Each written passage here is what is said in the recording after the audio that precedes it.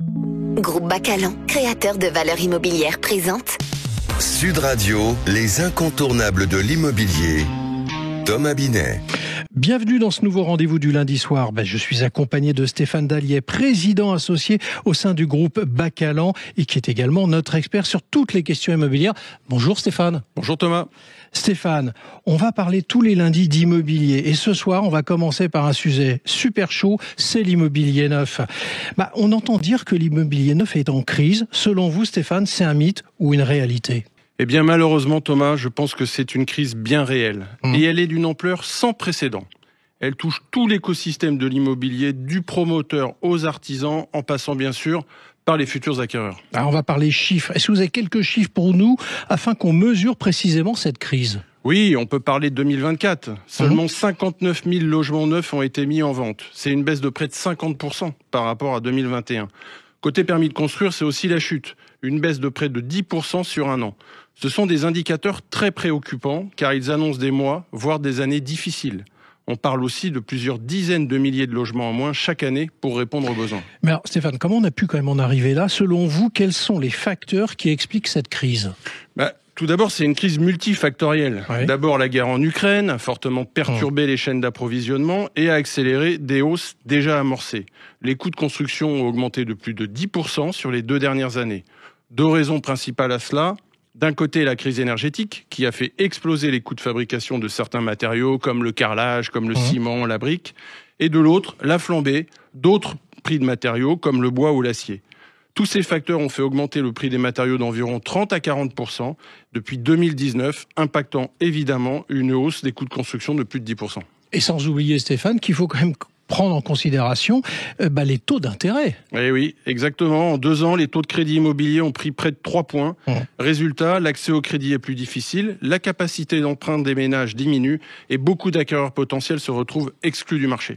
Mais il y avait quand même des dispositifs pour encourager l'investissement. Oui, notamment le fameux dispositif Pinel qui a permis de nombreuses années de soutenir l'investissement locatif. Mais il a pris fin en décembre 2024. Il avait l'avantage de dynamiser les ventes et de créer une offre locative de qualité. Sa disparition récente va créer un vrai vide dans l'investissement dans le logement neuf. Alors concrètement, quelles sont les conséquences pour le secteur de l'immobilier ? Elles sont considérables. Depuis 2023, plus de 200 promoteurs ont été placés en redressement judiciaire, soit 2 fois plus qu'il y a 2 ans. Mais ce n'est pas tout. La crise touche toute la chaîne du bâtiment. Les artisans, les fournisseurs de matériaux, les cuisinistes, les décorateurs, même les déménageurs. On dit souvent quand le bâtiment va, tout va. Eh bien, malheureusement, l'inverse est aussi vrai. Et pour les Français en bout de chaîne, ça signifie quoi en revanche ? Ça veut dire plus de difficultés à se loger tout simplement. Moins de logements construits, c'est une offre qui se raréfie, notamment dans les zones tendues. Ça fait monter les prix et rend l'accession à la propriété de plus en plus difficile. Et précisons que le logement social n'a pas les moyens de compenser cette pénurie. Alors, est-ce que vous voyez des signes d'amélioration pour cette année 2025 qui est déjà bien engagée ? Il y a une légère détente sur les taux d'intérêt depuis fin 2024, mais le marché reste quand même sous tension. Certains promoteurs offrent des remises ou des cuisines équipées pour attirer les acheteurs, mais on sait bien que ça n'est pas suffisant. Beaucoup d'opérations sont aujourd'hui abandonnées, faute de rentabilité. Il y a aussi une forme d'attentisme chez les particuliers. Acheter un bien en vente en état futur d'achèvement, c'est quand même se projeter à 2 ans et dans le climat actuel, c'est pas gagné. Et il y a les investisseurs particuliers qui sont de plus en plus absents. Oui, ils sont découragés par la fin du Pinel, mais aussi par la fiscalité et les contraintes de gestion. Résultat, une baisse des ventes et une pression supplémentaire sur l'offre locative. Alors on va revenir à notre question initiale. Mythe ou réalité pour conclure ? La réalité, une crise tangible, alimentée par des facteurs économiques, réglementaires et structurels, et qui a des effets bien au-delà du seul secteur immobilier. Il devient urgent de prendre des mesures fortes et structurelles pour relancer la construction. Les mesures actuelles prises par le gouvernement, bien qu'elles aillent dans le bon sens, malheureusement ne sont pas à la hauteur des enjeux et si rien n'est fait rapidement, le déficit de logement va continuer à se creuser.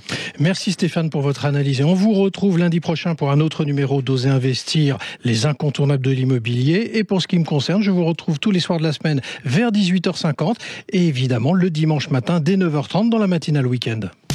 Sud Radio, les incontournables de l'immobilier. Thomas Binet. avec Groupe Bacalan, créateur de valeurs immobilières.